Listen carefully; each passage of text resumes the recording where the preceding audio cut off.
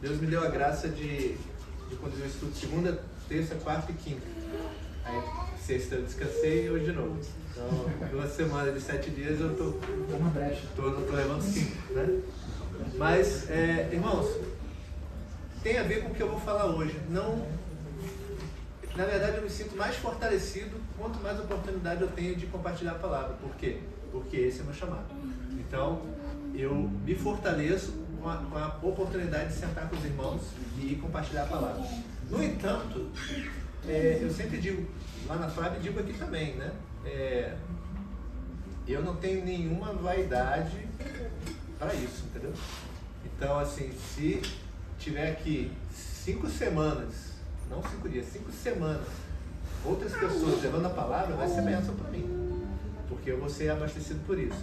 E uma coisa que eu venho falando com o Rodrigo, e a gente vai trabalhar um pouco ao longo da nossa conversa, eu acho que o meu chamado e o do Rodrigo também é preparar vocês para liderar, preparar vocês para conduzirem grupos igual a esses aqui em outros lugares.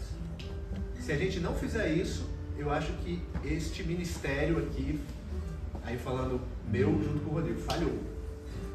Então, eu acho que esse trabalho aqui, ele tem um propósito, né? Primeiro é para ele ser mais íntimo realmente com esse propósito, para criar laços, e através dos laços a gente conseguir desenvolver um discipulado realmente no sentido verdadeiro do que é discipulado, onde a gente vai edificar a vida dos irmãos caminhando em conjunto. Então, a gente vai ler 1 Pedro capítulo 2, a partir do verso 4, mas antes da gente ler, eu peguei a mania do Rodrigo, vou usar a mania dele agora. Eu queria fazer uma pergunta. O que vocês acham que é a igreja? Se você pudesse definir o que é a igreja em palavras curtas, não precisa ser uma definição acadêmica, nem teológica, nem intelectual. O seu coração, o que é a igreja? Né? Vou começar com a Celina. Celina, o que é a igreja para você?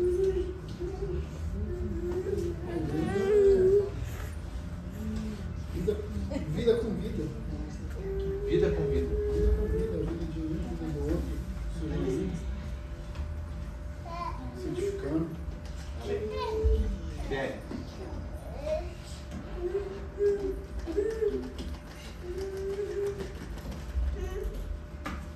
Comunhão dos santos. Comunhão de pessoas. Pessoas em comunhão. Corpo. Gabi, ia ser corpo também? Eu ia falar que eu represento o corpo. Corpo. Amém. Olha, eu tenho a visão de igreja, um grupo de pessoas, como todos falaram aqui, mas onde a gente tem um alvo a alcançar, né? Tem um cabeça que é Cristo, e um aprende com o outro no sentido assim, de discipular mesmo, como Cristo fez com os discípulos, né? De eu ver como que os seus se comportam, como o Rodrigo se comporta, como cada um se comporta, e tentar ver Cristo em cada um aqui, para tentar levar adiante isso.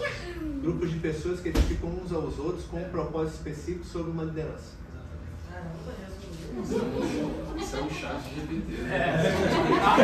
O senhor arrumou, fez assim. Ele Rodrigão. Irmãos, então, eu escutei durante muito tempo. O Rodrigo tinha que ser o último, né? Que é o gabarito, né? Pode vir. É o gabarito. Então, você fica por último, você vai dar o gabarito. Brian. Essa reunião que nós estamos fazendo aqui. A reunião com um propósito. Ali. Bom, depois do que é aprendido, né, acredito que é reunir com o propósito de servir, exortar, consolar e fortalecer uns aos outros. Amém. Né? Pulou, bebê? Tô por fora. Na volta. Ah, vai dar bom. Nossa, somos nós. Pessoas reunidas. Comunhão dos santos. Pessoal. Expressão do amor de Deus. Expressão prática do amor de Deus. É o 1 João que a gente Tem no último vídeo lá do grupo da Fábio. Amor da minha vida. O quê? Igreja. Igreja é o quê? Igreja? Ela saiu naquela hora. Vem pra cá. Ah, desculpa, Cláudia. Que é igreja? Que igreja na sua concepção? Que é igreja? Igreja somos nós, né, gente? Eu aprendi com você. É o que a gente faz para Cristo, né? O que a gente faz para Deus e nos torna uma igreja, né? Amém. Então tá todo mundo mais ou menos na mesma. Faltou o gabarito. Gabarito. É o gabarito. Agora o gabarito. Ele com inteligência. Agora o gabarito, vai lá. Gabarito e recurso. Irmãos, isso é tão interessante, essa pergunta do Dança. Eu quero ser sucinto, eu quero ser objetivo, mas ao mesmo tempo é complexo. Por que é complexo? Porque eu me deparo com várias pessoas que entenderam o sentido teológico, que nós somos igreja. Nós somos igreja, como a Vivi bem disse aqui, né? E essa igreja, ela é constituída por membros, né? Como Paulo disse em Coríntios, né? Um é braço, outro é perna, outro é o dedinho, outro é um sinal, e todos eles fazem parte, né? Dá para pensar, Gabi, quando você mete o dedinho na quina de alguma coisa, o corpo inteiro sente, um pequeno membro sente, né? E assim também é como a igreja, né? Não existe igreja desassociada do corpo, irmãos. É isso que a gente precisa entender. Muitas vezes, né, Vivi, a gente acha que nós somos igreja sozinhos. E aí nós caímos num grande problema. Na arrogância, na dificuldade de ser pastoreado. Porque quando nós deixamos de congregar, logo muitas vezes a gente se sente autossuficiente. Tá, não é? Olha os abismos. É difícil congregar no sistema. É ou não é? Corrompido, e eu entendo demais, irmãos. E o grande problema é que tem irmãos que falam assim, não, isso aí não é igreja. É igreja. Desde que o quê? Estejam se reunidos no nome do Senhor, com frequência, com o intuito de fazer exatamente o que os irmãos disseram. Exortar, consolar, admoestar uns aos outros, como dizem Hebreus 10, né? Então, meus irmãos, agora sendo objetivo, o que é igreja? Somos nós, unidos, bem ajustados. Como Pedro disse, né, em sua primeira epístola, nós somos os tijolinhos, né? E bem ajustados constituímos o que? O corpo de Cristo. A igreja, a coluna e a baluarte da verdade, né? Agora, irmão, pode virar ali pro chat ali, né? Para inteligência. Detalhe, né? A inteligência dele não é artificial, né? É divina, né? Então, irmãos, a gente está bem alinhado aqui com o pensamento. O que eu quero compartilhar com vocês agora é nós meditarmos nessa verdade que todos aqui já conhecem, só que a gente vai ter que se aprofundar um pouquinho mais para a gente entender como é que a gente faz essa igreja funcionar. Vamos dizer assim. Como é que a gente vai cumprir? Alguém aqui falou em missão, foi o Ferreira, se não me engano. Ele falou que é um grupo que está em comunhão, está sob a liderança de Cristo, mas vai em uma direção, tem uma missão, tem um propósito bem definido. Como é que a gente faz para cumprir essa missão? Porque a gente pode estar reunidos juntos aqui, né? Mas a gente não sai do lugar. A gente está igual uma palavra que eu levei um tempo atrás, obviamente nem todos estavam, isso foi na minha casa, na época que a gente estava com um grupo menor lá na minha casa, falando sobre a passagem em que Jesus anda sobre as águas, né? Os discípulos vão atravessar o lago de Genezaré. Eles não tinham entendido ainda o que tinha acontecido antes, que foi a multiplicação dos pães e dos peixes, que Cristo manda eles distribuírem os pães e peixes, falando assim, dei vocês a eles comer. E eles, pensando em si mesmos, falaram, não, vamos separar esse pão e esse peixe aqui para a gente comer e despede a multidão. E Cristo falou, não, vamos despedir a multidão. Vocês percebem que o cérebro que a igreja está aí nesse negócio? Olha, vamos pensar só em nós e despede a multidão que eles se viram lá fora, né? Vamos lá.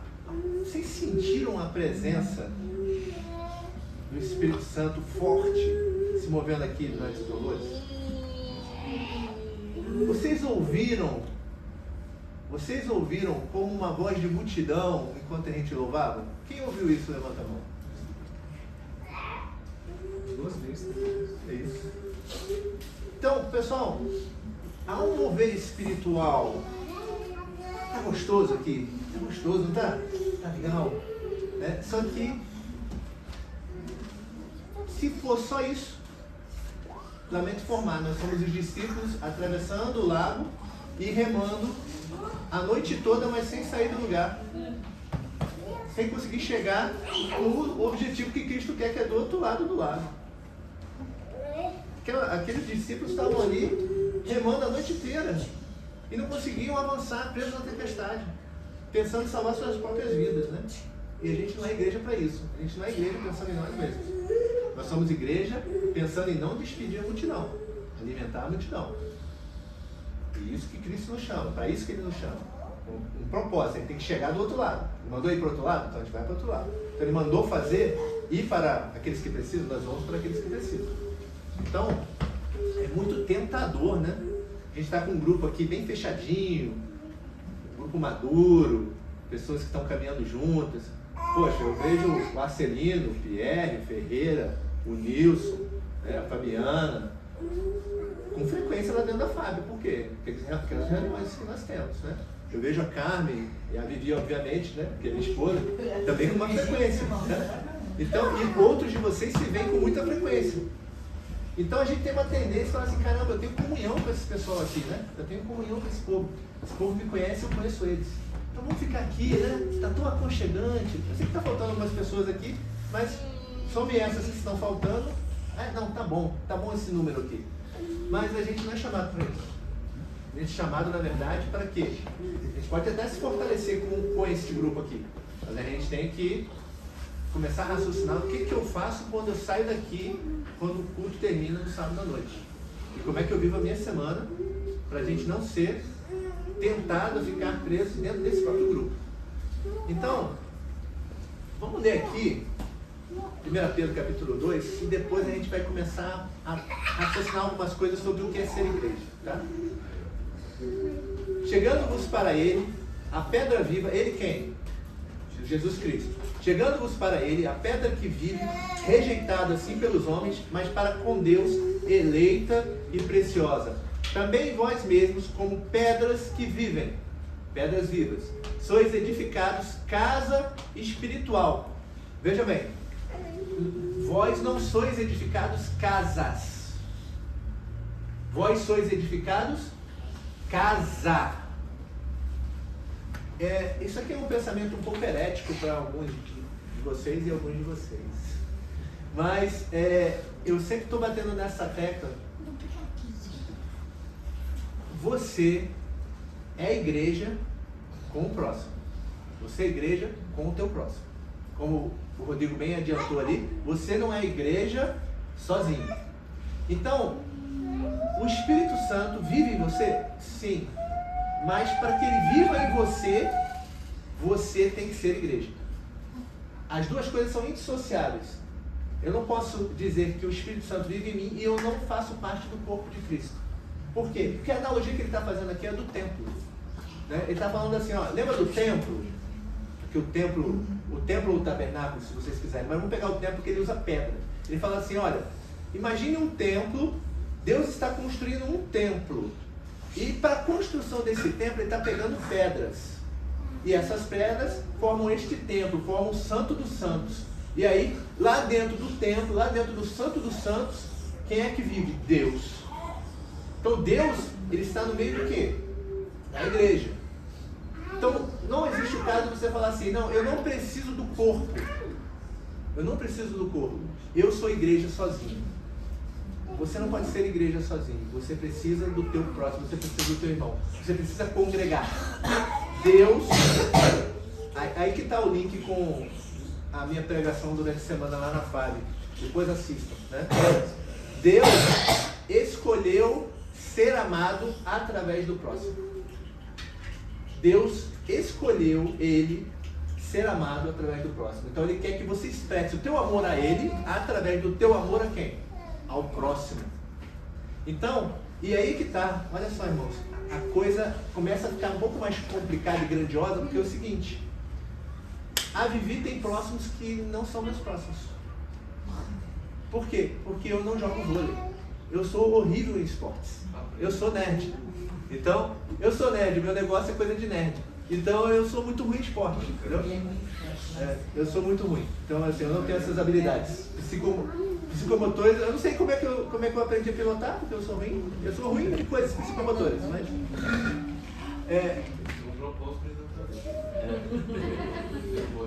É o contrário da Carmen e da Vivi, da família dela, tá? Que é o pessoal todo esportista, entendeu? Então eu sou estranho do Ninho lá, né? O Nilson sabe, porque a gente fez um curso juntos lá no Rio de Janeiro, né? E aí era obrigado a jogar vôlei, cara. Nossa, era obrigado a me matar. Era uma tortura pra mim, cara. Era uma tortura. Era muito ruim. Na rede só pulando. Era muito ruim, eu não sabia. Não, eu só ficava lá na quadra porque era obrigado, assim. Eu só compunha número, O Vinícius está rindo ali atrás porque ele é igualzinho a mim. O Vinícius, ele podia ser meu filho, não do Nilson, né? De tão parecido que nós somos, nesse aspecto. Então, vamos lá. Então,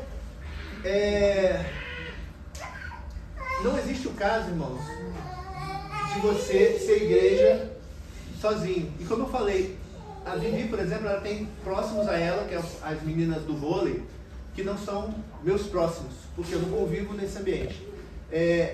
A Vivi convive com um grupo de mães lá da clínica terapêutica das crianças, que ela leva as crianças durante a semana, às vezes fica lá. E como eu estou no trabalho, eu não conheço essas pessoas, então elas também não são minhas próximas, vamos dizer assim. Mas, da mesma forma, tem pessoas lá na fábrica que a Vivi não conhece, são meus próximos. E assim cada um de nós tem essa realidade, né? Nós somos chamados para sermos igreja uns com os outros e com aqueles que Deus colocou próximo a nós, para que nós possamos estar levando a luz de Cristo para essas pessoas, para que elas comecem a entender que elas têm Pai. Eu tenho falado isso com muita frequência, né? Nossa missão como igreja é anunciar aí fora. Atenção, povo, vocês não são órfãos. Vocês têm um Deus que veio, morreu por vocês e redimiu seus pecados. Agora não há mais separação entre vocês e esse Deus. Eu me lembro quando eu estava no mundo, né?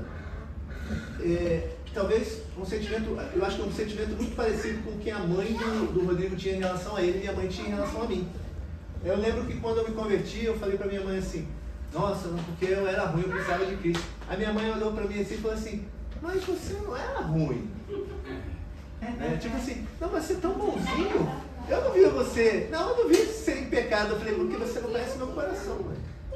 Você não vivia dentro do meu coração. Você não sabe as coisas que eu fazia em oculto, que eu pensava em oculto. E o quanto eu precisava de Deus, o quanto eu era desesperado e necessitado de Deus. Assim essas pessoas aí fora também estão. Por mais, né, aquela questão, né? Ah, ele é tão bonzinho, só falta Jesus, né? Então falta tudo, né? Ninguém sem Cristo, irmãos, é capaz de se salvar. Não existe ninguém bom, não existe um sequer. Todos são pecadores. E a gente tem essa compreensão, então a gente leva as boas novas para essas pessoas. Então nós somos pedras vivas, pulsantes, né? Pedras vivas pulsantes que juntos nós formamos esse templo, somos edificados como templo.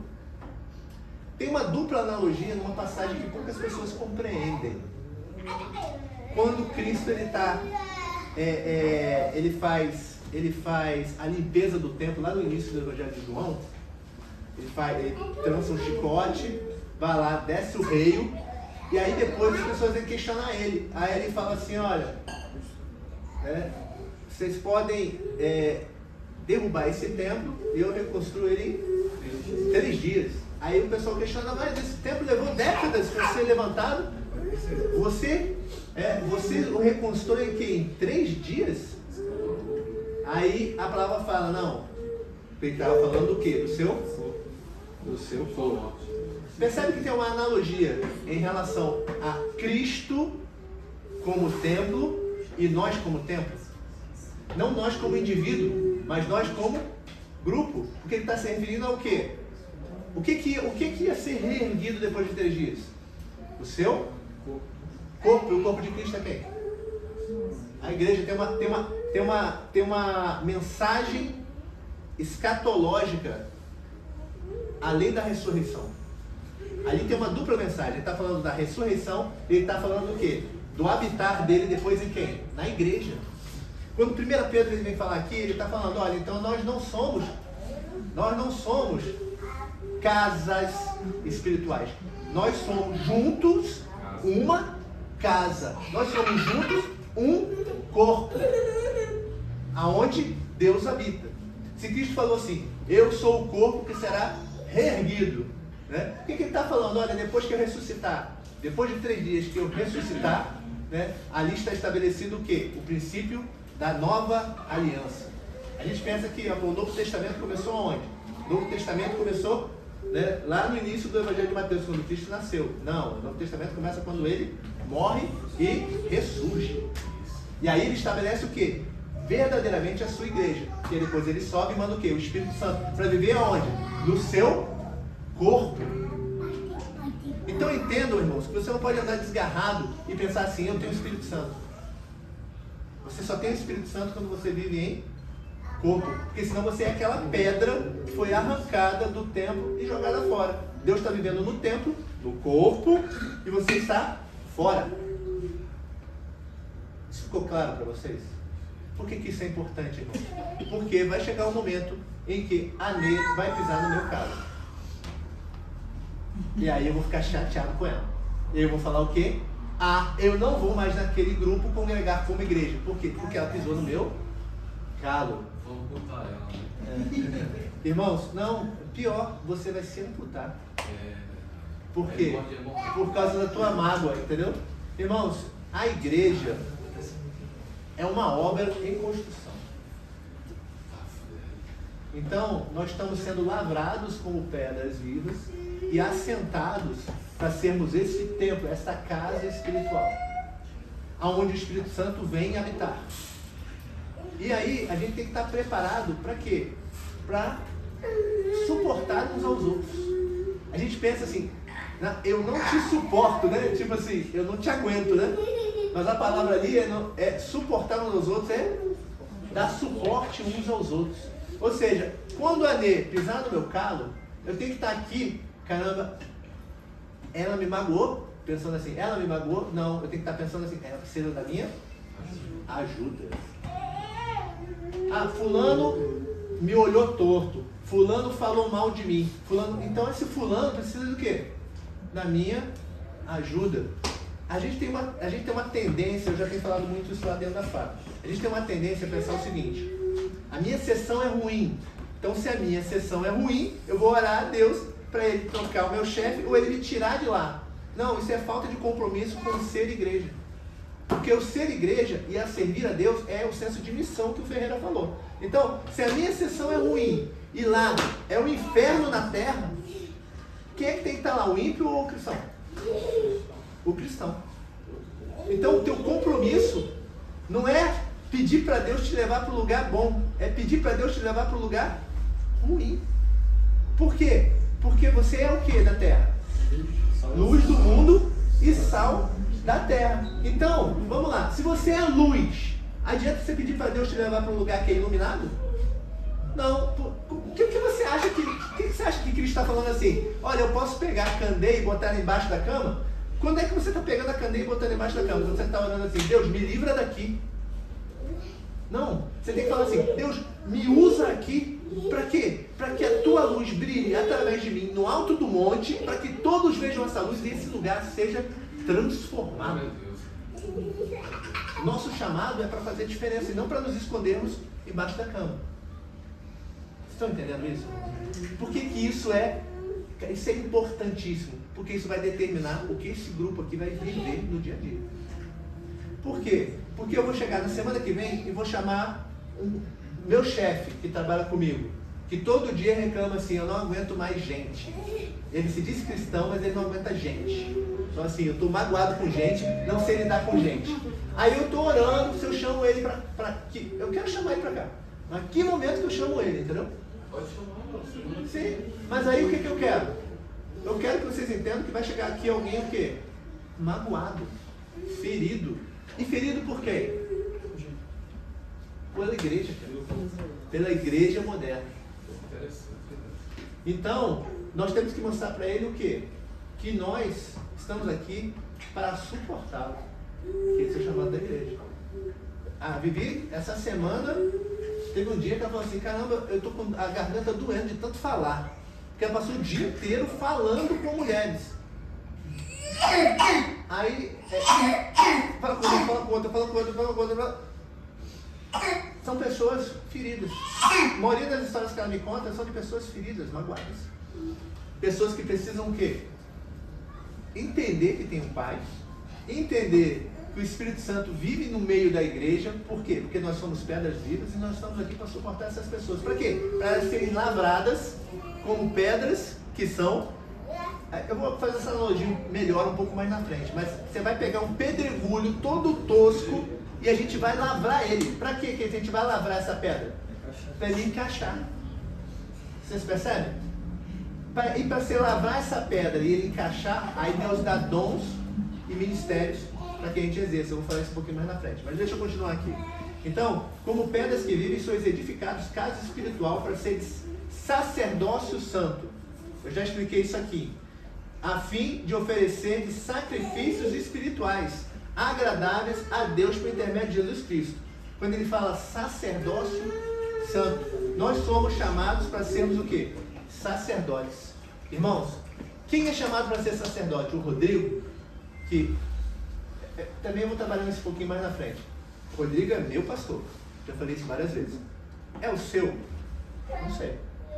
Ele é o meu. É o seu? Não sei. Eu vou explicar por que eu não sei, um pouquinho mais na frente. Mas vamos lá. Então só ele é sacerdote? Não. Nós somos chamados para sermos uma nação de sacerdotes. Qual era o ofício do sacerdote? O sacerdote conduzia o sacrifício para o povo. Ou seja, o sacerdote ensinava o povo o que era sacrifício vivo. Lembra de Romanos 12, 1 e 2? Sacrifício vivo, santo e agradável a Deus. Isso era conduzido pelo sacerdote. E ele está falando o seguinte, Romanos está falando isso, 1 Pedro está falando isso, o chamado de Deus, lá em Êxodo está falando isso, se eu não me engano é Êxodo 14, que Deus fala que ele queria constituir uma nação de reis e sacerdotes. Uma nação, não um grupo, os levitas, uma nação. O povo ficou com medo. Quando Moisés ele é chamado ao monte, o povo fala assim, vai você. Por quê? Porque nós vamos ser consumidos por Deus. Deus está falando assim, eu quero todos. E o povo falou, não, eu não quero. E aí Deus chamou os levitas. Aí Deus, irmãos, Deus ele vai trabalhando na igreja de maneira o quê? Para que aquilo que ele queria para Israel, e Israel não exercitou, seja exercido na plenitude aonde? Na igreja. Então ele está falando assim, igreja, eu quero que vocês sejam sacerdotes. Então vocês vão conduzir o povo, ou seja, aquelas pedras não lavradas lá de fora, a entenderem o que é o sacrifício vivo, santo e agradável a Deus. Isso é o sacerdote. Vocês vão conduzir o povo ao sacrifício. Ou seja, a gente vai pegar aquelas mulheres magoadas, feridas, que a Viviane conhece. Quando algumas delas chegarem aqui, a gente vai ensinar a elas o que é sacrifício a Deus. Porque é uma vida de sacrifício a Deus. Onde ela vai ver que as coisas dessa vida são menores diante das coisas maiores, que são as coisas da eternidade. Beleza? Então, vamos lá. Sacerdócio santo, a fim de oferecer sacrifícios espirituais agradáveis a Deus por intermédio de Jesus Cristo. Por isso está na Escritura, eis que ponho em Sião uma pedra angular, eleita e preciosa, a quem nela crê não será de modo algum envergonhado. Vocês sabem o que é pedra angular? A pedra angular, o prédio ele tinha uma estrutura onde você tinha vários caibros de madeira que eles se encontravam em uma pedra específica que ela sustentava o peso desses caibros. Essa pedra é a pedra angular. Se essa pedra quebrasse, rachasse ou fosse fraca, aqueles caibros cediam e toda a estrutura caía. Então, o que ele está dizendo aqui? Tudo isso que a gente vai fazer, tudo isso que a gente vai viver, a intensidade de mostrar às pessoas quem Deus é, a necessidade de nós sermos pedras vivas, tudo é voltado, tudo se concentra, tudo é estruturado, tudo é sustentado por Cristo. Sem Cristo, nós não chegamos a lugar nenhum. Então, Cristo é o nosso modelo. Ele é a nossa forma através do qual nós nos conformamos. né? Quando Paulo fala que nós não nos conformamos com esse mundo, lá em Romanos 12, 2, ele está dizendo assim, você não toma a forma do mundo. Então, se nós não tomamos a forma do mundo, nós tomamos a forma de quem? Efésios 2 fala que nós somos chamados a ser o quê? A estatura do varão perfeito. Então, nós tomamos a forma de Cristo. Por isso que em João, capítulo 1, fala que todas as coisas foram feitas por intermédio dele. Então, nós temos que voltar a ele. Por isso que Apocalipse fala que ele é o alfa e o ômega, ele é o princípio e o fim. Por isso que se fala que dele, por ele, para ele são todas as coisas. Então, nosso destino como cristãos, transformados pelo Espírito Santo, é voltarmos a ser na estatura do varão perfeito, voltarmos a ser a conformidade de Cristo. Quanto mais parecidos com Cristo e menos parecido conosco mesmo, mais próximos de cumprir a vontade dele nós estamos. Estão me acompanhando? Beleza. Então, vai lá. Verso 7. Para vós outros, portanto, os que credes, é a preciosidade, mas para os descrentes, a pedra que os construtores rejeitaram, essa veio a ser principal pedra angular, e pedra de tropeço e rocha de ofensa, são esses os que tropeçam na palavra, sendo desobedientes para o que também foram postos. O que ele está dizendo aqui? Ele está dizendo, ó, se Cristo é o nosso modelo, a partir do modelo, no momento que você rejeita isso, tudo aquilo vem para a sua condenação. Lembra lá em João, quando ele vai fazer a analogia de que Cristo é a luz veio, né, e para os seus não receberam. Em certo momento ele fala que a luz incide nas trevas e expõe as mais obras das trevas. O padrão de julgamento deste mundo é Cristo. O Rodrigo trabalhou isso muito lá dentro da FAB, com as bem-aventuranças, né? A questão de nós não julgarmos as pessoas segundo o nosso padrão. Em Mateus 7 fala a questão de não julgar para não ser julgados, né? Tirar a primeira trave do teu olho antes de você tirar o cisco no olho do teu irmão. Mas em João capítulo 7 fala para você não julgar segundo a aparência, mas julgar segundo a reta justiça. Então ele está falando assim, olha, os teus olhos têm que ser conforme padrões espirituais, baseados em princípios de Cristo. Então você tem que julgar? Tem, irmãos, é possível viver sem julgar. Porque julgar significa discernir. A questão aqui é o seguinte, você tem que olhar, eu tenho que olhar, a Vivi tem que olhar para aquelas mulheres lá no vôlei, ou lá no grupo das mães, do centro de terapia das crianças, né? E falar assim, caramba, essa pessoa está longe de Deus. Essa pessoa, ela está sofrendo porque ela não tem Cristo. Ó, esse comportamento aqui, né, está desviado da vontade de Deus. Por quê? Porque senão ela não pode ajudar essas pessoas. O que Mateus está falando é o seguinte, olha só, você tem problemas. Então, ele não está dizendo assim, não julgue. Ele está falando assim, olha, primeiro, permita-se você ser julgado por Deus. Ou seja, permita seu coração entrar debaixo do crivo da condenação do teu pecado diante de Deus, para que Deus trabalhe em você através da palavra e do Espírito Santo, para depois você poder ajudar teu irmão. É isso. Quando você estabelece a tua justiça, lembra que quem não estava na FAB, mas quiser assistir os vídeos, né? Isaías 64, verso 6, fala que todas as nossas justiças são como um trapo de imundícia. Lembra? Onde é que está a ligação aqui? A ligação está no fato que não são as nossas obras que são trapo de imundícia. As nossas obras são baseadas, as nossas obras são boas ou mais, de acordo com a justiça que nós estamos usando como princípio para essas obras serem executadas. Então, se os princípios que nós usamos para executar obras são princípios da justiça de Deus, essas são boas obras. E elas resultam no que está lá em Gálatas 5. Bondade, longanimidade, amor, paz, mansidão, domínio próprio. Agora, quando os princípios por trás dessas obras são justiças humanas, elas resultam em mais obras, ou obras da carne, como também está lá. Prostituição, lascívia, fofoca, maledicência e tudo aquilo de ruim que as escrituras listam. Então, eu tenho que ter esse discernimento, eu tenho que ter esse crivo de análise, olhar para a pessoa e falar assim, caramba, isso aqui é obra da carne. Não, isso aqui são boas obras. São boas obras que vêm do quê? Fruto do Espírito. Que vem do quê? Justiça de Deus. Estão me acompanhando? Ou estou muito rápido no que eu vou falar? Não? Então beleza. Então vamos continuar.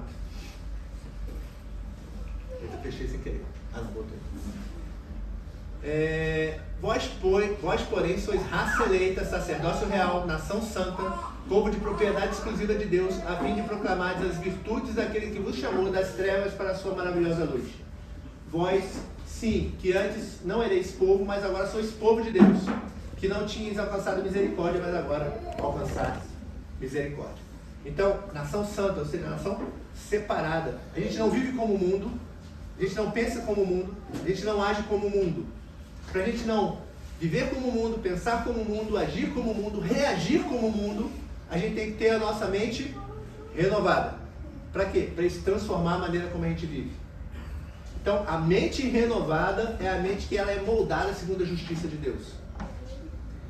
A nossa mente, moldada segundo a justiça de Deus, faz com que nós sejamos pedra lavrada. Aí a gente encaixa. Porque se você não se permitir ser lavrado pelo Espírito Santo com a mente renovada, você não encaixa. Então você não faz parte do corpo. Ser parte do corpo não é estar na reunião. Ser parte do corpo é encaixar. Estão entendendo? Então você tem que se permitir ser lavrado. Irmãos, imagine que a pedra é uma pedra viva. Então ela tem nervos, ela tem juntas, ela tem medula.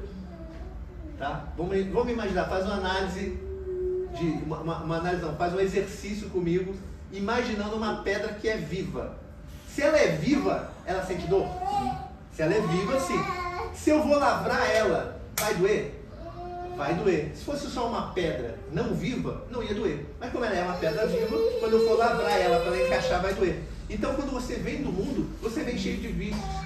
Você vem cheio de maneirismos carnais.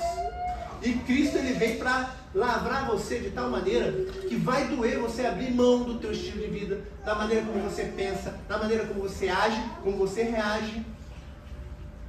Por quê? Porque os teus pecados, irmão, são prazerosos para a tua vida carnal. Para a carne, pecado é bom. Para a carne, pecado é bom, irmãos. Mas para o Espírito é morte. Alguém vai dizer aqui que pecado para a carne não é bom. Para a carne é. Mas isso é o que, irmão? Isso é morte. Isso é condenação. Então, quando você chega na igreja, né, você precisa ser lavrado para você encaixar. Para você começar a fazer parte do templo ou da casa espiritual que Deus está construindo através dessa renovação. Vocês entenderam isso? Então agora vamos em Atos 2, verso 42. Então, se vocês entenderam que nós somos essas pedras vivas que fazem parte do templo, casa espiritual, e precisam ser lavradas para se encaixar, e nós somos chamados a sermos sacerdotes para anunciar a outras pessoas que elas têm um pai e que elas têm um lugar para se encaixar e que elas vão precisar ser sacrificadas, sacrifício vivo, para poderem encaixar nesse templo. Como é que isso acontece na prática? Acontece conforme está aqui. 42. E perseveravam quem? A igreja, o grupo. E perseveravam na doutrina dos apóstolos, e na comunhão, no partir do pão e nas orações. Irmãos, o cerne, se eu pudesse resumir, caramba, como eu posso identificar se um grupo reunido é a igreja ou não é? Esse grupo reunido, ele tem que estar perseverando na doutrina dos apóstolos. Ele tem que estar em comunhão. Ele tem que estar partindo o pão e ele tem que estar em constante oração conjunta. Aí o que é cada uma dessas coisas? O que é perseverar na doutrina dos apóstolos? Alguém chuta. Ferreira. Perseverar na doutrina dos apóstolos? É. Continuar na missão. Acelino. Eles compartilhavam tudo, tinham tudo em comum. É um pouquinho mais na frente disso aí. Deixa eu falar isso. Eu vejo muito isso, assim, né? Dentro do apóstolo era essa maneira de viver realmente assim, acho que é como se estivesse muito um caso no outro na vida. O que é doutrina? Sim.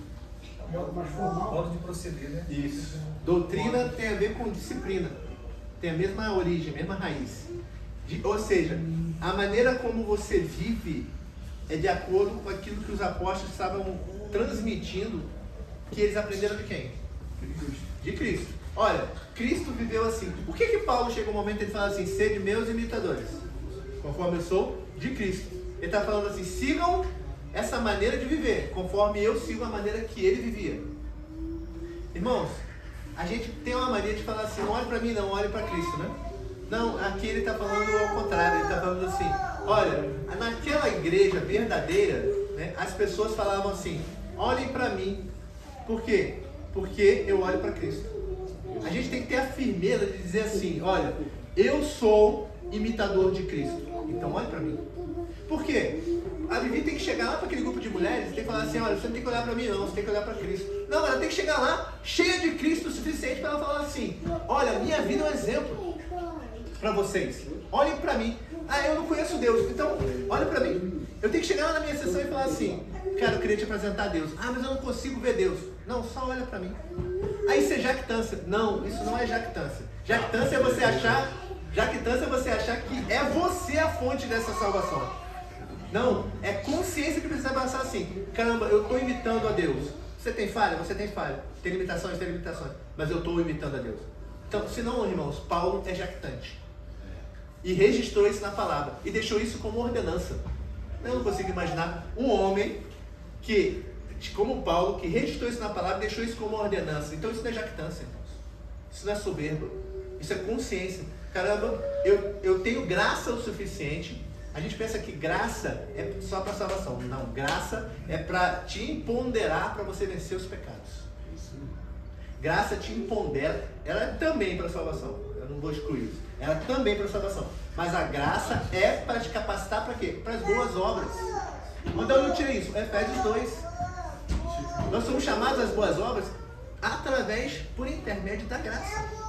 Então, não existe só graça salvífica, existe graça preveniente. O que é graça preveniente? Ela te capacita antes. E não, ela não é só aquela graça tipo, Deus, pequei, me perdoa. Aí vem graça, né, liberada através de perdão. Não, é Deus, não me deixe cair em tentação. Você está na oração de Cristo. Para que você não quer estar em tentação? Para você poder chegar no seu próximo e falar assim, eu sou imitador de Cristo. Se você está com dificuldade de enxergar Cristo, olha para mim. Se você tem dificuldade de seguir Cristo, me segue. E aí você faz discípulo. Porque é impossível fazer discípulo se você não tiver graça preveniente e se você não for imitador dele. Para fazer os outros poderem te imitar. Discípulo é isso. Discipulado, irmãos, é andar junto. E andar junto, normalmente, no conceito, isso vem da filosofia grega, tá? Era um cara andando na frente sendo seguido por alunos. Para você andar na frente, você quer que os outros te imitem. Então vocês que estão aqui, vocês têm que estar com a consciência do seguinte, você foi chamado para quê? Para fazer discípulos, não é? E para você fazer discípulo, você tem que estar cheio do Espírito Santo de Deus e com graça o suficiente para você poder olhar para as pessoas e poder dizer para elas, você pode me imitar. Por quê? Porque eu estou imitando a Cristo. Então nós dois estamos rumo ao alvo. Percebe? Aí, então vamos lá, isso, doutrina, né? Modo de viver. Comunhão. O que é comunhão? É o que é traduzido mais na frente, que a Celina já adiantou. É ter tudo em comum. Irmãos, como é que eu posso ter em comum com a minha esposa? Olha só, eu e minha esposa somos diferentes. Eu falei, ela é esportista, eu sou nerd, né? Então já começa daí, né? Ela é expansiva, eu sou introvertido. Ah, mas você está aí pregando. Não, isso é diferente. É diferente. Ela chega na fila do supermercado, faz amizade com a mulher na fila do supermercado. Eu nunca faria isso. Já peguei receita do doce de leite. Já pegou a receita do doce de leite com a mulher. Então, assim, somos diferentes. Mas como é que o nosso casamento pode funcionar? Uma vez eu ouvi essa analogia num curso que a gente fez chamado Casados para Sempre. Alguém já fez esse curso? Não? Casados para Sempre? É legal, é legal. No Casados para Sempre eles usam uma analogia, eles falam o seguinte: o teu casamento vai funcionar quando vocês dois estiverem caminhando para Cristo. Por quê? É como a roda da bicicleta, né? Ela tem vários raios. Um raio é diferente do outro, mas como todos estão concentrados na mesma direção, a roda se sustenta. Então o casamento é como se fosse uma roda de bicicleta, né, com os raios apontando para a mesma direção, que é Cristo. A igreja é a mesma coisa, né? Vamos dizer que o casamento é um raio, é uma roda com dois raios. A igreja é uma roda com vários raios, que estão todos apontando para a mesma direção. Então, os raios são diferentes, estão em direções diferentes, têm estrutura diferente, mas estão juntos e giram juntos na roda da bicicleta, né? E sustentam uma estrutura. Por quê? Porque estão todos apontando para o centro, que é Cristo. A comunhão, ela só vem do entendimento que a gente tem que olhar para Cristo e sermos imitadores dele. Então vamos lá. Proceder na vida vem de imitar a Cristo, ter comunhão vem de imitar a Cristo, né? Então Cristo é o centro, irmãos. Vamos lá. No partir do pão. O que é partir do pão, irmãos?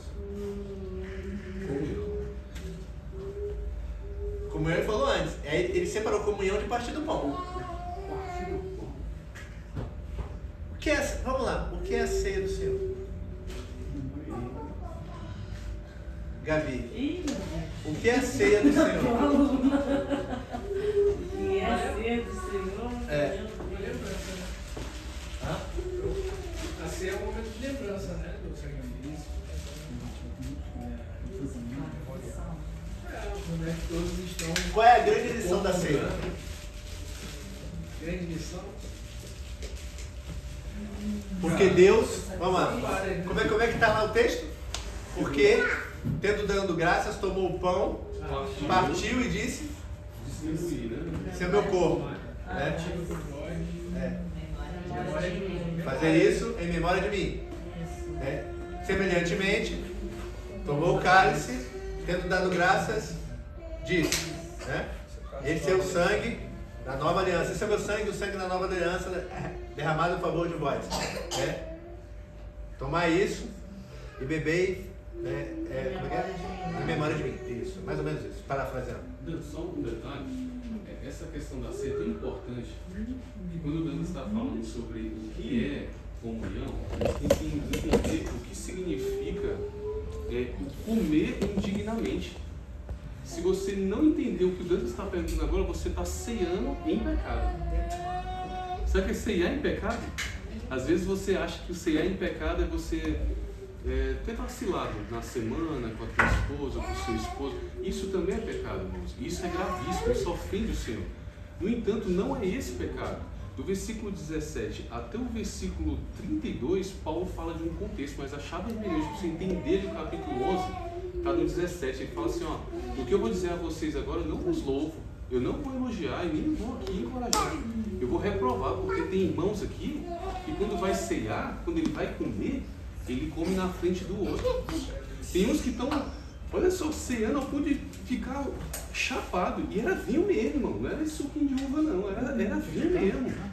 Ah, irmão, o pessoal gostava do mangosta? Rapaz, o que a gente tem que entender é não vos embriagueis com o vinho que acontece, mas encher o Espírito Santo, né? Tá vendo como é que uma coisa está interligada com a outra? Então, irmão, só para completar aqui, só para afinar a minha fala, a gente precisa entender que o que Paulo reprova lá é contrário da comunhão que o Dante está falando. Porque se eu digo ter comunhão com Cristo e não consigo repartir com o meu próximo que está necessitado, aí já não é ceia do Senhor.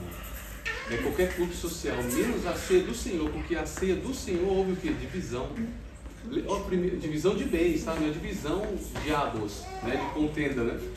1 João, capítulo 3, se não me falha a memória, versículo 14, 15 diante, vai dizer o seguinte: se tu vê o teu irmão passar necessidade e não serve o coração, como pode estar o amor de Deus em vós? E está falando de bens materiais mesmo.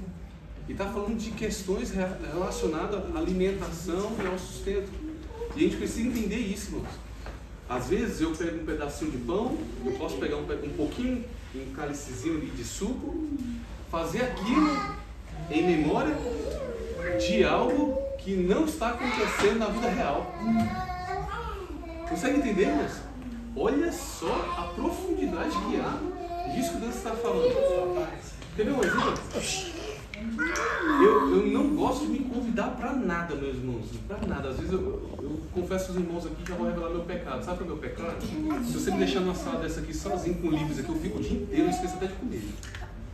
Mas uma coisa eu vou dizer para os irmãos: pela graça divina, eu observo os irmãos, quando eu olho para vocês, eu vejo Cristo em vocês, mesmo diante dos seus pecados. Eu vejo o quê? Que vocês trabalham em mim. E isso trabalha em vocês também. Os nossos pecados servem para isso, para ser trabalhado. E por isso a importância de sermos igreja orgânica. O que é uma igreja orgânica? É aquela que entendeu no coração e que agora expande para as atitudes. Ao ponto de eu ir na casa do Pierre, uma vez, fazer uma visita breve. Ô Pierre, como é que você está? Eu chego lá e vou dar uma olhada na casa dele, não para ver se ele tem bens valiosos, mas para ver se ele está bem em condições. Já pararam para pensar que geralmente as pessoas só querem ir na casa de quem tem condição? É tão maravilhoso você poder ir no mercado, fazer uma compra e falar assim, ó, entrega nesse endereço. E coloca lá, foi Jesus. Pronto, é isso.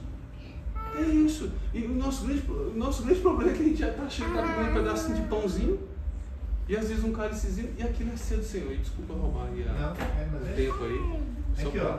Porque eu recebi do Senhor que também vos entreguei, que o Senhor Jesus, na noite que foi traído, tomou o pão e, tendo dado graças, o partiu e disse: esse é o meu corpo, que é dado por vós, fazer isso em memória de mim. Por semelhante modo, depois de haver ceado, tomou também o cálice, dizendo: este cálice é a nova aliança do meu sangue. Fazer isso todas as vezes que o bebedes em memória de mim. Porque todas as vezes que comedes esse pão e bebedes o cálice, anunciais a morte do Senhor até que ele venha. Por isso, aquele que comer o pão ou beber o cálice do Senhor indignamente, será réu do corpo e do sangue do Senhor. Examine-se, pois, o homem a si mesmo, e assim, coma do pão e beba do cálice. Pois quem come e bebe sem discernir o corpo, come e bebe juízo para si. Eis razão porque há entre vós muitos fracos e doentes, e não poucos que dormem. A gente pensa que, irmão, eu até lembro uma cena aqui numa igreja que eu me converti, né? Uma pessoa, não vou falar, porque isso vai ficar gravado depois, vai que vaza. Uma pessoa, eles conhecem, uma pessoa que estava sendo considerada como em pecado, e o pastor da ocasião falou assim: não serve a ceia para ele não. Por quê? Porque ele está em pecado. No meio do culto? No meio do culto. Não serve, mas não falou para todo mundo, falou para quem estava servindo, ó, não serve para ele. Entendeu? Irmãos, isso não funciona nessa igreja não, isso aí acontece direto nas igrejas nominais, nas institucionais, tá? A questão é o seguinte, eu sou contra uma ceia memorial, eu não sou contra, mas também eu não sou a favor dela. Onde que eu quero chegar? É indiferente para mim. Você quer fazer uma ceia memorial? Você que está aí ouvindo a gravação, você quer fazer uma ceia memorial? Faça a ceia memorial.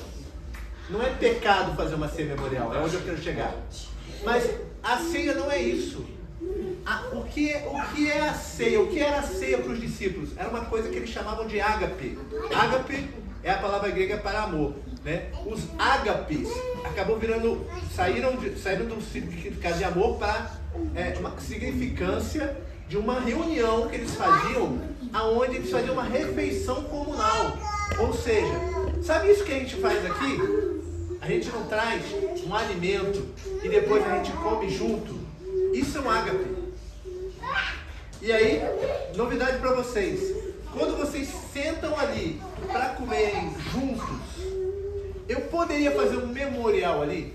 Eu poderia fazer um memorial. Eu poderia falar: irmãos, isso daqui, cada um trouxe o seu melhor para o irmão. E aqui a gente está comendo na mesma mesa em comunhão. Isso é a ceia.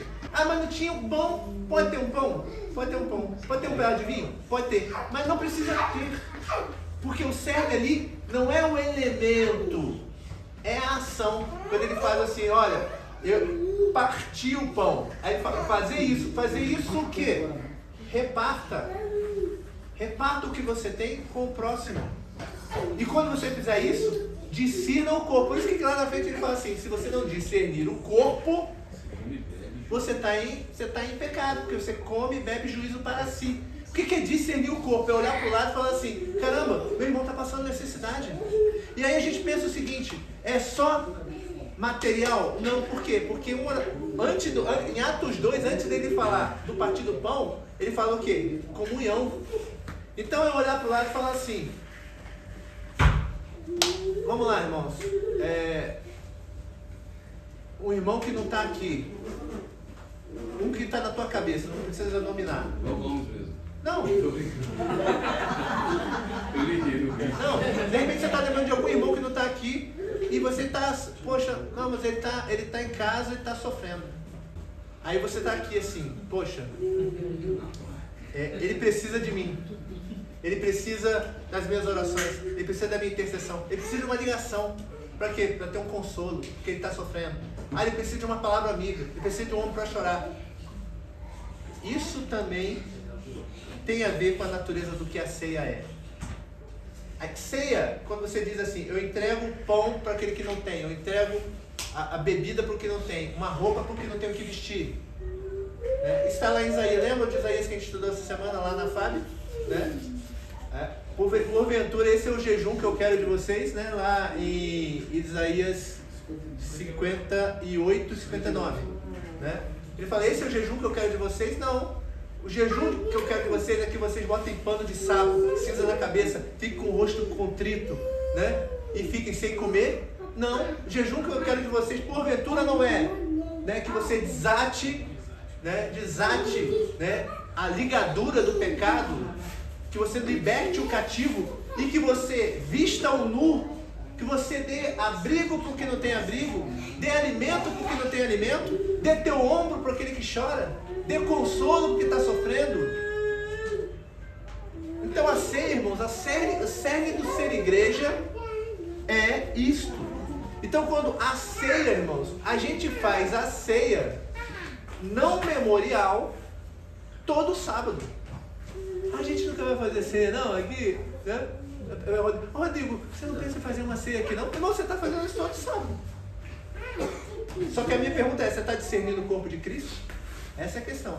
E se você não está discernindo, então eu não posso participar daquele ágape ali. Vamos fazer o ágape? A gente vai ter o ágape daqui a pouquinho. Então eu não posso participar do ágape. Não é isso que ele está falando, ele está falando o seguinte, discerna, e aí venha para o ágape. O ágape não é exclusivo, ele é o que? Inclusivo. Pode ser que um dia o Rodrigo fale assim, pessoal, vamos fazer uma ceia memorial.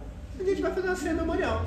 Mas eu rogo a Deus que não seja muito diferente daquilo, não. O que é uma ceia memorial? É se a gente chegar ali agora, né, e não só comer juntos, mas a gente parar e meditar junto no sacrifício de Cristo. Lembrar do sacrifício de Cristo e nos lembrar que Ele se sacrificou pelo quê? Pelo corpo. E aí você olha para o lado e fala assim, caramba, Ele sacrificou não só por mim, Ele sacrificou por ele, por ela. E aí você começa a olhar para o irmão com um olhar diferente, um olhar de quê? De graça, um olhar de misericórdia, um olhar de amor transbordante. Isso é ser igreja, isso é ceia, isso é a igreja de Atos 2. Então, quando eu perguntei aqui no início, o que é ser igreja? Vocês falaram, né, comunhão. Beleza, mas eu quero, vocês entendem o que verdadeiramente é comunhão? Vocês entendem o que é verdadeiramente partir do pão? O que é estar junto em oração? Como é que a gente pode estar junto em oração, irmãos? Qual é a oração que Deus ouve? Aquela que é feita em nome de Jesus. Então eu já falei várias vezes, Gabi, então é só falar assim, em nome de Jesus, amém? É só botar em nome de Jesus no final da frase? É isso, Fabiano? É aquela que é feita conforme a vontade de Cristo. Ou seja, é a oração que Cristo faria se aqui Ele estivesse. E se nós somos o corpo dele, como é que pode uma cabeça ter um pensamento e o corpo não seguir para onde a cabeça manda? É assim, é? Não é assim, né? Então a cabeça quer ir para um lado e o corpo vai para o outro. Não funciona assim. Então a oração que Deus ouve, Deus sempre ouve a oração feita em nome de Jesus. O problema é que você está pensando que em nome de Jesus é só botar em nome de Jesus no final da oração. E não é isso. Atenciosamente. Então, irmãos,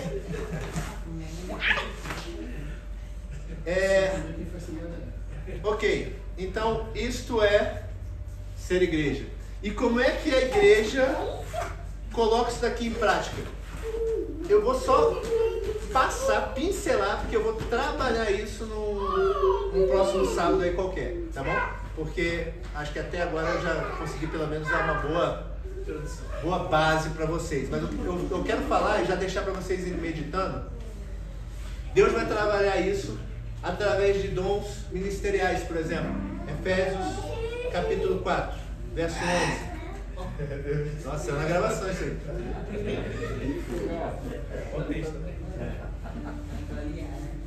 Aliás, 4:7, Efésios 4:7. Fala assim, ó.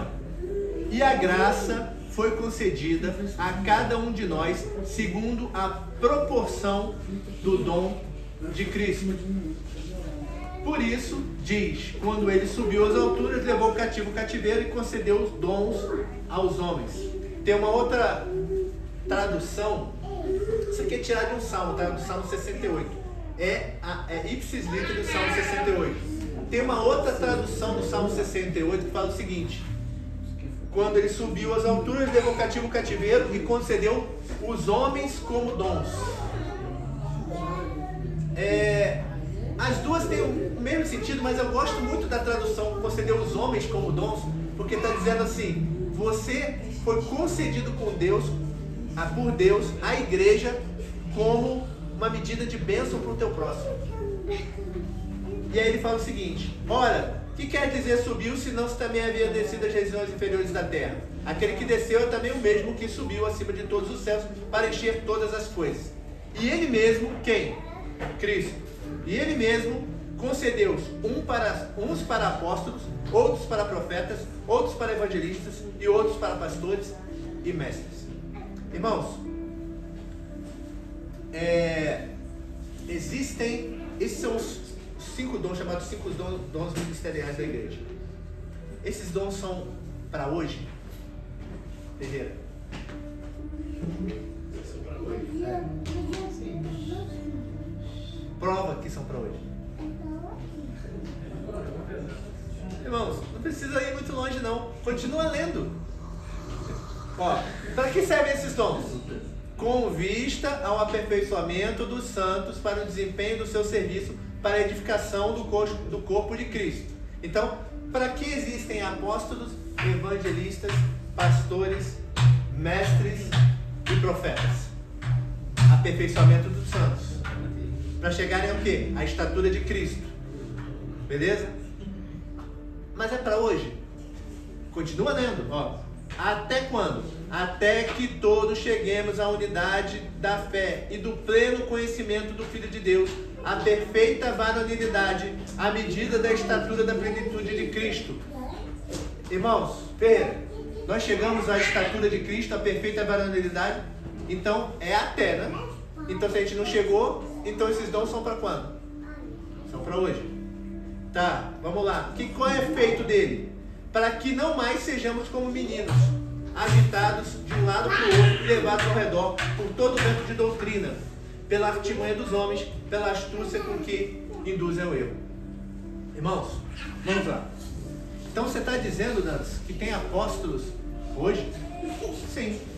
Que tem profetas hoje? Sim. Que tem pastores? Que tem mestres? Que tem evangelistas? Mas eu também estou dizendo, se você olhar para Atos 20, Atos 6, não vai dar tempo de eu trabalhar isso hoje, eu vou dar só uma pincelada. Em Atos 6, os apóstolos, os 12, eles estão reunidos e estão falando assim: caramba, a gente está recebendo reclamação das viúvas dos helenistas, ou seja, viúvas dos gregos. Por quê? Porque elas estão sendo esquecidas na hora da distribuição dos alimentos. Caramba, não é lícito, não é bom que nós, os 12, né, paremos o que a gente está fazendo, que é o quê? Orar e ministrar a palavra para ficar servindo a mesa. Então, vamos escolher aqui homens cheios do Espírito Santo, que tem um bom testemunho. Para quê? Porque eles possam nos ajudar a servir as mesas. O que é interessante é que nessa passagem, quando ele fala assim, não é bom nós pararmos o que estamos fazendo aqui, né, ministrar, para poder servir a mesa. A palavra que ele usa para o que ele está fazendo e o que vai servir a mesa está fazendo é a mesma palavra, é diáconos. Então ele está falando assim: eu sirvo de um jeito, eu quero outras pessoas para servir de outro jeito. Ministério, irmãos, a palavra ministro, em boa parte do Novo Testamento, ela é diáconos, que é o que? Serviço, servir. Quando Pierre ele se dispõe a chegar aqui e gravar e depois ele edita aquilo ali, né? E ele prepara o vídeo, né? Pô, se o Rodrigo chegou antes aqui e ajeitou as cadeiras, se depois a galera chegou, o Brian chegou e foi lá pegar as cadeiras, isso é serviço, pensando o quê? Caramba, no próximo. Isso é o quê? Isso é diáconos, isso é diaconia. Você vê os apóstolos em diaconia, você vê os diáconos em diaconia, e você vê em Atos 20, quando Paulo ele está indo se despedir, ele está indo para Roma, ele para na cidade chamada Mileto e manda chamar os presbíteros. A palavra ali é presbútero, né? Ele chama os presbíteros de Éfeso para se despedir deles. E lá em Atos 20, ele fala assim, olha, vocês foram constituídos bispos para pastorear este grupo, e Paulo começa a orar por eles. Você vê ali Paulo se referindo àquele mesmo grupo de pessoas, como presbíteros, como bispos e como pastores. Na mesma passagem, ele fala, são presbíteros, que são anciões, são pessoas mais experientes, são pessoas com mais cabelo branco, são pessoas com mais bagagem de evangelho, para liderar, se são os bispos, né, são episcopos a palavra.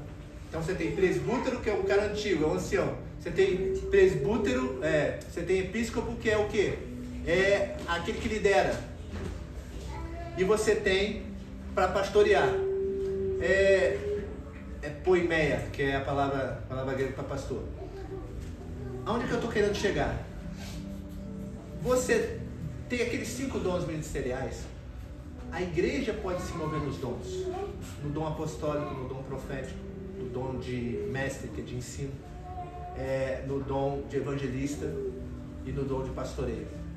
Alguns desses que se movem nesses dons serão ordenados ao episcopado, que vão conduzir o grupo. Isso é bíblico, isso é bíblico. Mas a gente está um grupo informal aqui, irmãos. A gente pode tender a pensar que por causa da informalidade, esses dons eles têm que ser jogados de lado. E que o chamado ao episcopado também tem que ser jogado de lado. Não é isso.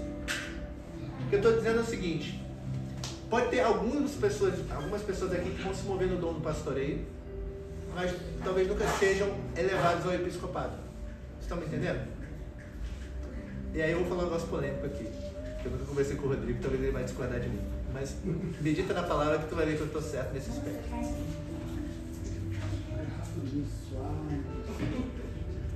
Mas foi tão polêmico que o menino...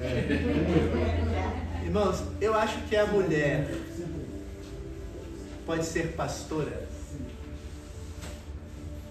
Eu acho que a mulher pode ser pastora. De outras mulheres. Hã? De outras mulheres. Ela pode exercer o dom ministerial de Efésios 4:11. Mas eu tenho plena convicção que quando Paulo fala do episcopado, não. Você percebe que tem uma diferença? Muito bom. Vocês estão percebendo a diferença? Isso é muito bom, cara. A ordenação é uma coisa diferente. Isso eu concordo plenamente, cara. Inclusive, eu conversei muito com a Jéssica sobre essa questão. Vale a pena filmar. Uma coisa é a consagração, como o Dan está falando, o reconhecimento, o episcopado, né? A liderança de estar exercendo. Porque quando eu faço isso com a mulher, eu faço isso com a Vivi de maneira institucional, até eu estou colocando uma carga sobre ela, emocional e uma série de outras questões que podem prejudicar ela.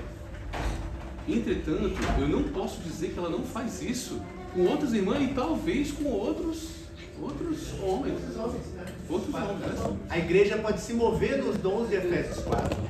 Alguns que estão se movendo nesses dons são chamados ao episcopado, que é outra coisa.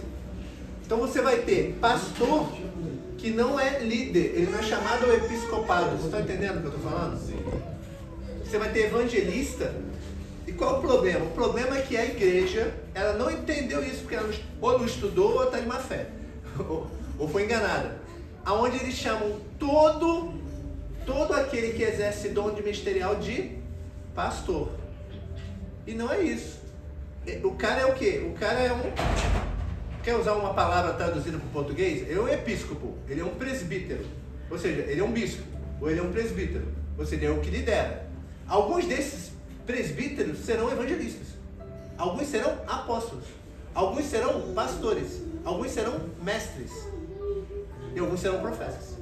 O problema é que a gente vê com muita frequência o dom de mestre, o dom de evangelista e o dom de pastor. E você vê muito pouco o exercício do dom do apostolado e do dom do profeta. E aonde que eu quero chegar? Deus, quem deu esses dons? Que eu falei aqui? Cristo. Para quê? Para edificação da igreja, para chegar à estatura do quê? Do varão perfeito. Então esses dons são necessários? São necessários. Então o que eu estou dizendo? Eu quero que nesse grupo aqui se levantem esses dons. Vamos lá. Tem um mestre aqui. Ah, isso é jactância. Não, irmãos, eu demorei a reconhecer isso. Mas hoje eu reconheço. O que eu reconheço? Eu reconheço que eu tenho chamado para isso. Por que é importante reconhecer isso? Para eu não ir para o lado errado. Para eu não achar, né, que meu chamado é o pastoreio. Agora, tem um pastor ali, ó. Tem um pastor ali na frente. Eu não tenho dúvida que o chamado dele é pastor. Assim como o Marcelo, que talvez vá assistir essa gravação em outro momento, eu não tenho dúvida que o chamado dele é evangelista. Eu não tenho a mínima dúvida. Alguns de vocês eu consigo ver lampejos desses dons. A minha esposa tem evangelismo claríssimo. A facilidade que ela tem de se conectar com as pessoas, né? Só que eu estou começando a desconfiar que ela pode exercer o dom pastoreio também. Sabe por quê? Porque a quantidade de mulheres que está procurando ela para pedir conselho, para desabafar, para ter um ombro amigo, isso é coisa de pastor, irmão. Isso não é coisa de... Percebe? Só que ela pode nunca ser ordenada a nada. Tá entendendo? Mas isso não impede de quê? De exercer. Então, o que eu quero? Que vocês comecem a avaliar aquilo para que vocês foram chamados em Deus. Agora vamos voltar à analogia do templo.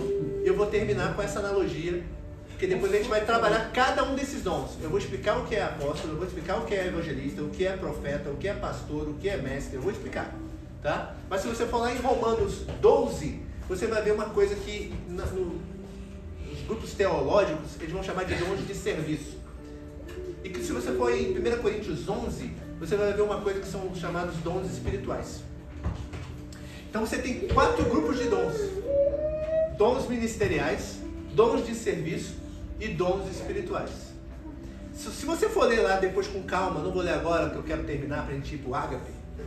Vou começar a usar essas palavras para vocês incorporarem isso. Eu falei e li aqui que Efésios 4:11 são dons ministrados e dados por Cristo. Se você for lá ler em Romanos 12, você vai ver que são dons dados por Deus Pai. E se você for em 1 Coríntios 11, são dons dados por quem? Pelo Espírito Santo. Então você vê que você tem dons dados por Cristo, Efésios 4. Você tem dons dados por Deus Pai, Romanos 12. E você tem dons dados pelo Espírito Santo, 1 Coríntios 11. Você vê a Trindade trabalhando em prol da igreja para a construção de algo. Agora imagine não, você precisa imaginar. 1 Pedro fala que isso aqui é um templo, né? Está sendo construído com pedras vivas. Vamos lá. Você tem os dons ministeriais de Efésios 4, né? Eles são o apóstolo, aquele que desenha a planta, ele é o engenheiro, é o que desenha a planta, é o que planeja, né? Aí você tem o evangelista, é aquele que traz as pedras. O pastor é aquele que lava as pedras. O profeta é o que fiscaliza e que corrige se a obra está indo para o caminho que está diferente daquilo que foi planejado. E o mestre, né? Não, desculpa, o mestre é o que lapida e o pastor é o que assenta. O mestre é o que lapida e o pastor é aquele que assenta, que faz assentar, que conforma. Aí agora pega os dons de Romanos 12, né? Vamos só ler para a gente finalizar. Romanos 12. Depois a gente vai trabalhar cada um desses dons, irmãos, porque não dá tempo hoje, é muita coisa. verso 3, 12, 3. Porque pela graça que me foi dada, diga a cada um dentre vós que não pense de si mesmo além do que convém. Antes pense com moderação, segundo a medida da fé que Deus repartiu a cada um. Porque assim como num só corpo temos muitos membros, mas nem todos os membros têm a mesma função, assim todos nós, conquanto somos muitos, somos um só corpo em Cristo e membros uns dos outros. Então, quem que deu esses dons? Deus. Tendo, porém, diferentes dons segundo a graça que nos foi dada. Se profecia, seja segundo a proporção da fé. Se ministério, dediquemos ao ministério. O que é ministério que eu falei? Diaconia, serviço, né? Dediquemos ao ministério. O que ensina, esmere-se ao fazê-lo. O que exorta, faça com dedicação. O que contribui com liberalidade. O que preside com diligência. Quem exerce misericórdia com alegria. Então, imagina então que você tem os dons de Efésios 4, é a tua vocação, é o teu chamado. Os dons de Romanos 12 são como se fossem, na construção do templo, são como se fossem habilidades. É como se fossem suas habilidades. E os dons de 1 Coríntios 11 é como se fossem as suas ferramentas. Então eles se complementam de maneira que você os exerce na plenitude para a edificação do quê? Do templo. Todos nós somos chamados a exercer esses dons? Todos somos chamados a exercer esses dons. Então, quando eu falo isso, você tem 5 dons em Efésios 4, você tem 7 dons em Romanos 12, que são os dons de serviço, você tem 9 dons em 1 Coríntios 11. Então você pode ter um pastor, Efésios 4, que exerce misericórdia em Romanos 12, através do discernimento de espírito, 1 Coríntios 11. E essa combinação só ele tem, que é diferente do que o outro pastor tem, que é diferente do que o outro pastor tem. Imagine 5, quanto é? 5 vezes 7? Vezes 9?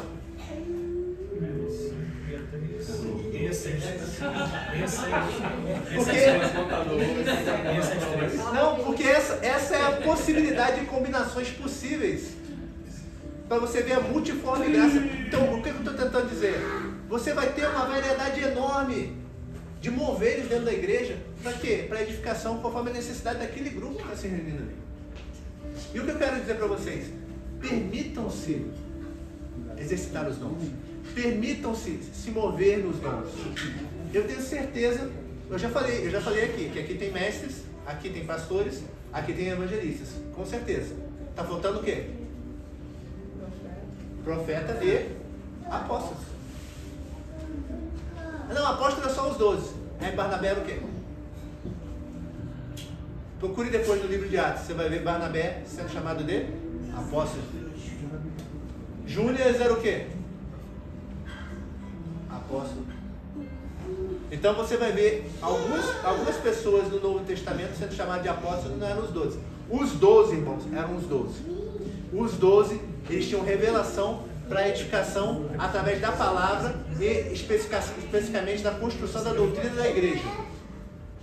Agora, o dom apostólico é uma outra coisa. E o profeta? Precisa de profeta? Precisa. Precisa de dom de profecia? Precisa. Precisa de discernimento de espíritos? Aqui eu sei que tem gente com discernimento de espíritos. Mas tem outros dons, não é só isso que existe. Existem outros dons. Existe dom de profecia. Existe dom de misericórdia. Existe dom de serviço. E algumas dessas pessoas aqui podem ser chamadas a serem ordenados episcopos ou diáconos. Alguns podem. E é lícito em posição de mãos? É lícito, não é bíblico. Percebe? Esse grupo aqui, ele tem líderes? Tem. Serão escolhidos ou eles surgirão naturalmente? Surgirão naturalmente. O meu sentimento é que, na verdade, esse grupo aqui está sendo chamado para serem identificados como um grupo de líderes. Para quê? Para lá fora atraírem outras pedras não lavradas para serem lavradas depois que a coisa... A igreja ela começa no lar, correto? Então, no lar nós temos diferentes papéis, diferentes personalidades, diferentes funções que a Bíblia traz para o homem, para a mulher, né? Isso daí já está claro. E como que a mulher poderia exercer, por exemplo, um papel de pastoreio do esposo, por exemplo? Ou é cabível ou não é cabível? Ou isso vai, assim, contradiz a parte que fala da mulher se ater ao serviço do lar, dos filhos? A Bíblia diz que o marido é o cabeça da mulher. Então ele é o cabeça do lar. Eu já ouvi algumas pessoas falando que o marido é o sacerdote do lar, certo? Mas não tem isso na Bíblia. Ele é o cabeça do lar. Ambos são sacerdotes. Os dois são chamados ao sacerdócio. Fazendo um paralelo com a igreja, na igreja eu posso ter alguns exercendo o dom de pastoreio, mas todos podem ser, vamos lá, todos podem ser pastores? Não, o ideal é que não. É isso. Por quê? Porque a igreja ela precisa dos 5 dons ministeriais. Ela precisa dos 5 dons. Se ela não tem 2, ela começa a ficar meio capenga, entendeu? Então eu creio que Deus ela vai enviar pessoas aqui com um chamado para isso. Quem vai propiciar pessoas aqui para exercer os dons que faltam? É Deus. Não é a gente que vai forjar a pessoa. Deus vai mandar pessoas para isso, para a edificação do corpo. Como eu falei, por exemplo, tem alguma mulher aqui com chamado pastoral. Ela vai exercer pastoreio, mas ela vai exercer liderança. É porque a gente confunde pastoreio com liderança. Pastoreio e liderança não necessariamente são a mesma coisa, tá entendendo? Então você lidera a sua esposa. Sua esposa não te lidera, isso é fato. Quem é o cabeça do lar? É o homem. Alguém tem alguma dúvida disso? Mas isso é discriminação. Isso é discriminação. Irmãos, aqui não é lugar de lacração, tá? Então, quem é o cabeça do lar? É o homem. Tá. Ele pastoreia a mulher? Sim. A mulher pode pastoreá-lo? Sim, mas não pode liderá-lo. Porque pastoreio não é liderança somente. Tá entendendo o que eu tô falando? É porque aí a gente tem que entrar. O que é ser pastor? Tem que entender melhor cada um dos dons. Aqui, tanto que a gente pensa o quê? Se eu falo apóstolo, você pensa quem é o dos 5 dons, o que tem primazia? Você vai dizer para mim que é apóstolo, certo? Mas não é. Dando só uma observação, quando a gente subir um pouco mais a fundo no feminismo, a gente chega a uma conclusão simples e objetiva. Todo pastoreio ordenado nas igrejas, nas instituições, é fruto disso. É para empoderar a mulher, para tornar a mulher mais empoderada. E isso, irmãos, prejudica a própria irmã. Entende? Então, ela tem esse dom ótimo. Por exemplo, eu fugi da ordenação, né, de outras 2 igrejas. Por que você fugiu? Você não tem o chamado? Sim, mas ali não. Ué, mas como assim, irmão? Ali não. O que eu quero dizer para os irmãos é que eu não poderia ser hipócrita porque eu não coadunava com aquilo que estava acontecendo ali. Então, como é que você vai pastorear um pessoal que está todo mundo torto, crescendo de maneira desordenada, capenga, muito índio, né? Para pouco cacique, é isso que chama? Muito cacique para pouco índio, né? É isso? Né? E aí estava estranho o negócio, a doutrina era diferente, então não faria sentido. Se eu fizesse isso, eu faria por vaidade. E isso é pecado, entende? Então, eu acho interessante, né, quando Deus fala assim, cara, você é meu pastor. E isso não é uma questão de desejo dele, e nem meu. É só uma questão de dom. Conseguiu entender, irmão? A palavra para pastor, ali em Atos 20, é poimeia. Que nua e crua tradução é alimentar um rebanho. É alimentar. Pegar mais, alimentar, é dar alimento a alguém. Sua esposa pode te dar alimento? O que ela mais faz é dar alimento.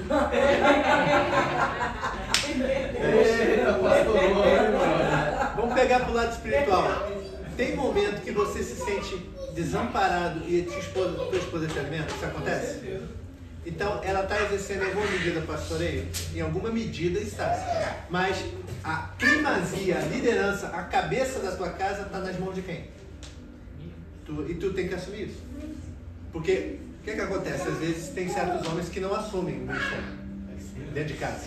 Entendeu? Então ele se retrai. Quando ele se retrai, acontece o que aconteceu em Israel na época do juízo com uma mulher. Que mulher? Débora. Débora. Por que Débora foi alçada a juíza? Porque não tinha homem para assumir o quê? Responsabilidade. Só que a mulher assumindo liderança, irmão, é eu quando eu quis pastorear. O que aconteceu comigo quando eu quis pastorear, Vivi? O que aconteceu comigo quando eu quis pastorear? O que aconteceu com você? Bateu o carro. Perdeu? Eu me sobrecarreguei, irmão. Por quê? Porque é o seguinte, vamos lá. Usain Bolt e Michael Phelps. O Usain Bolt é quem?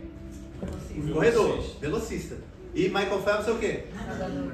E se eu boto Michael Phelps para correr e o Usain Bolt para nadar?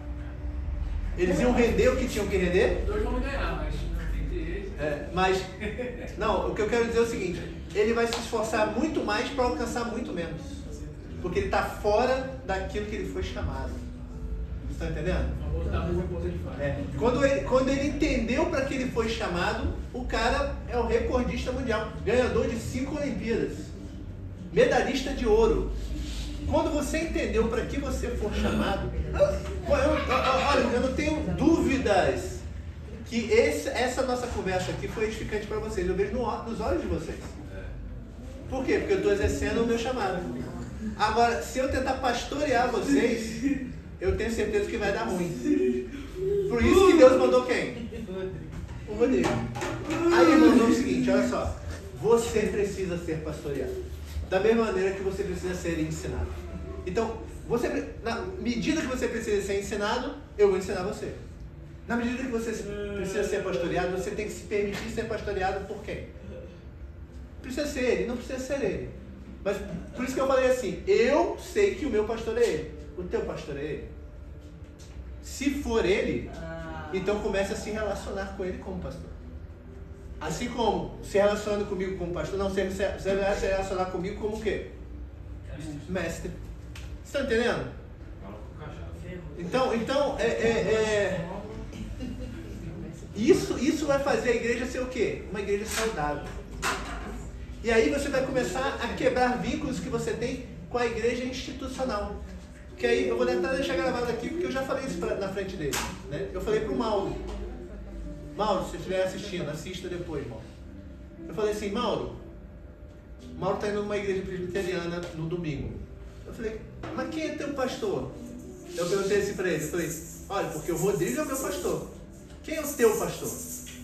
Aí ele ficou meio assim, ele não sabe ainda quem é o pastor dele. Então, irmãos, é interessante você começar a identificar quem são as pessoas referência na tua vida, entendeu? Para você se relacionar com essas pessoas. Para que a igreja comece a crescer de forma saudável. Amém?